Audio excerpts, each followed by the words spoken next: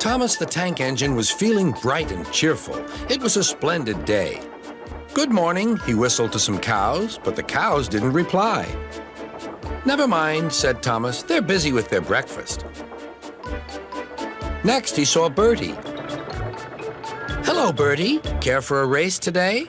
But all Bertie could say was, "Ouch! That's another hole in the road." "I'm sorry, Bertie," smiled Thomas.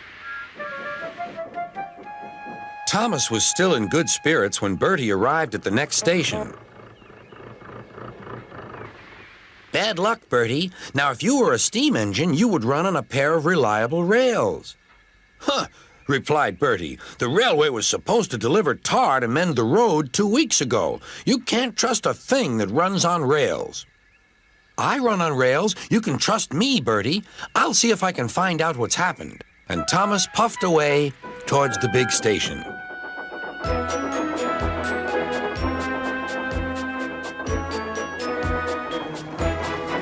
James was snorting about in the yard. "It's too bad," he grumbled. "Percy goes to work at the harbor and I do his job, here, there, and everywhere. Take that!" "Oh," groaned the freight cars. "Just you wait. We'll show you." Gordon laughed.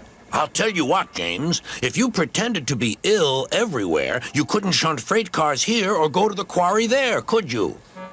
"What a good idea," agreed James. "Look, here comes Thomas. I'll start pretending now."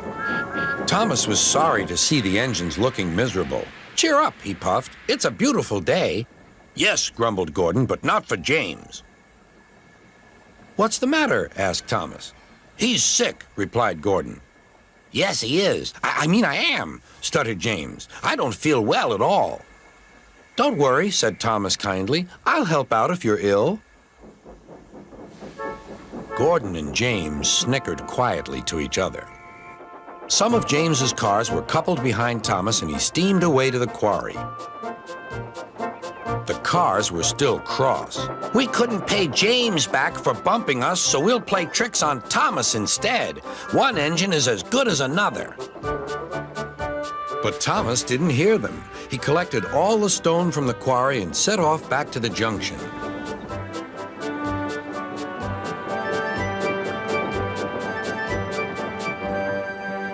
Danger lay ahead.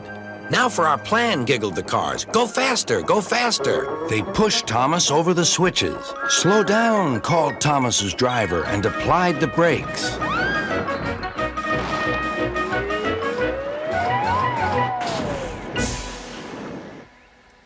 Poor Thomas stood dazed and surprised in a muddy pond as a toad eyed him suspiciously. "Bust my buffers," muttered Thomas. "The day started so well, too." Duck pulled away the cars, and Edward helped Thomas back to the junction. Suddenly, Thomas remembered the missing tar. He told Edward all about it.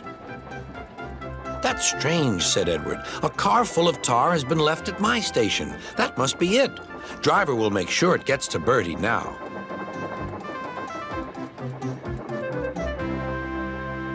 Later, James spoke to Thomas.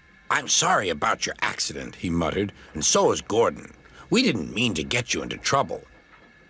"No, indeed," spluttered Gordon. "A mere misunderstanding, Thomas. All's well that ends well." Just then, Bertie arrived. He looked much more cheerful. "My road's being mended now." "Oh, I am glad," replied Thomas. "Thanks for all you did," added Bertie. "Now I know I can trust an engine, especially if his name is Thomas." Gordon and James puffed silently away to the shed, but Thomas still had company. "Well, well," he sighed, "what a day for surprises." The toad, who was looking forward to a ride home, noisily agreed.